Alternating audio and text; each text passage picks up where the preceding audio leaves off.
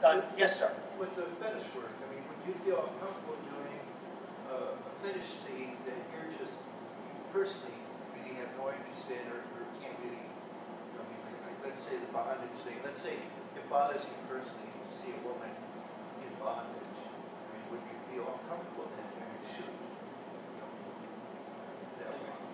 Have you ever been in a situation where something just struck you as, this isn't porn, but, or, I mean, I normally feel okay doing this because I'm clothes are appropriated, but I don't like this interest. Well, let's go with the logical extension of that question, which is, are either of you practicing fetishists, or you just do whatever it is the client wants that's within your comfort zone? For me, it's the latter. I am what they call, I am not a lifestyle with fetish. So that being said, most of my fetish work is because someone, the client or the producer, had asked me if I'm comfortable. And there are boundaries. I mean, you kind of have to just, more so for the bondage work, it's safety reason. But I'm also much more open-minded as being born in Japan to see like the samurai movies of women being captured, like the ladies in the kimono, the bondage work of the shibari.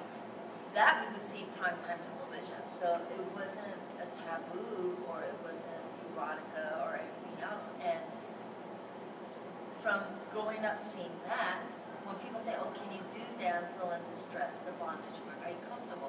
For me, it's kind of natural saying, oh, it's an act, it's an acting. And however that individual takes it to want it to be a fantasy for them, that's up to that individual, how they want to see what my work is. Go ahead. Well, speaking from my own personal point of view as a writer and as an actor, I am what I define as being on the essential. Okay, now I sort of had to come up with this explanation because when I was younger, people wanted to give me two choices: either you're straight or you're queer. And then when I got into college, they sort of give you three choices: you're straight, you're bi, or you're gay. Okay, and I got really tired of being encouraged to come out of a closet that I wasn't in. Yes. Because well, people, we get that too. Yeah. Just because we do women work, now that they're like, oh, you are lesbian. Right. Yeah. Must really like that. Right. And leading on from there, performers sometimes have parts that they will play that they're comfortable playing, but they wouldn't choose that lifestyle normally. You know, exactly. I have played on stage a homosexual. Okay, I played him darn well. I got very good reviews. I played the part of Dale Harding in One Flew Over the Cuckoo's Nest. It was a man who was married to a gorgeous woman, you know, a woman who could rival either of these two young ladies, but he didn't know how to relate to her. You know, he didn't know whether he was acting, you know, he loved her, but he didn't know whether he knew how to relate to her or not, or whether or not he'd rather be over there with Sam, okay? So along the way, I had to find out a way to tell people, look, he's gorgeous. I love seeing his muscles. I would have no problem giving the man a massage because, frankly, those muscles are a lot of fun to work over, okay? But I do not want to be alone in bed with the guy, you know? Now, stepping past that, Hustler, from time to time, will be on a kick where it will do pictures of like someone, you know, a man and someone like her or someone like her, and just doing things like shoving their head into a toilet or that kind of thing, okay? Now, you know, granted there is a market for that, okay? But I'm pretty sure that both of these young ladies would say, to me, that's porn. To me, that is obscene. It's just a bit degrading. There's a line when it becomes something that's not beneficial for us. It's you know, now it becomes, is it not really porn, right? It's about, is it sensual? Because there is a difference between being sensual and then being outright trying to figure out what's the best way to sell a magazine. What gimmick? For me, some of the works of the Hustler, I don't see it as pretty. And when I define pretty, okay, for me, or as an individual, when I see a beautiful layout of Sara or in a penthouse, I think that's pretty beautiful. For another model, it may not be. Maybe she's not comfortable seeing too much of the body parts. I can't make that you're sounding like, as long as for me, you know, me stepping into your head for a moment, as long as it's art, I'm fine with it. If I can't define it as art, you can't get me to do it. Not in that way.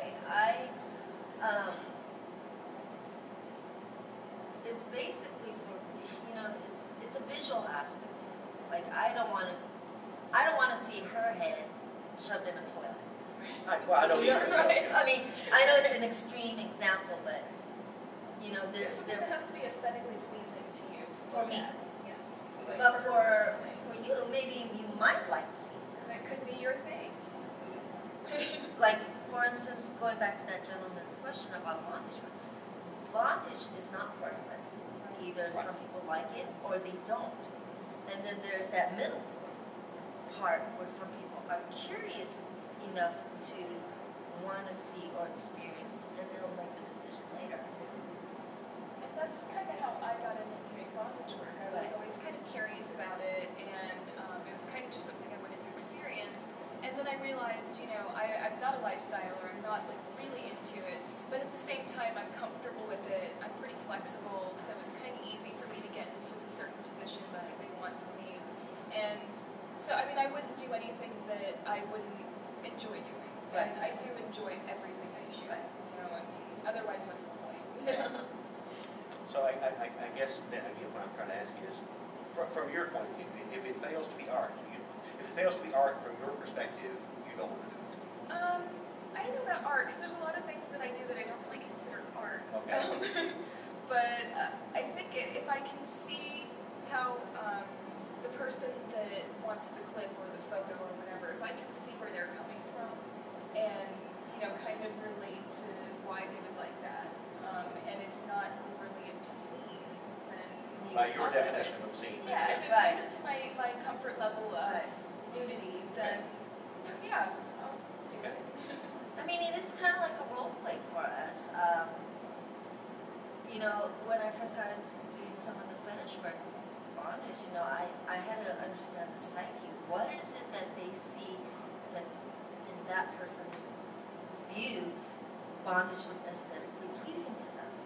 And, you know, as you do more of this work, and even like, you know, dealing with people who like Playboy or Penthouse, to really understand, okay, some people like Playboy, some people don't like Penthouse. Some people like Penthouse, they don't like Playboy, but you know, their sexual fantasy or eroticism or the idea is different.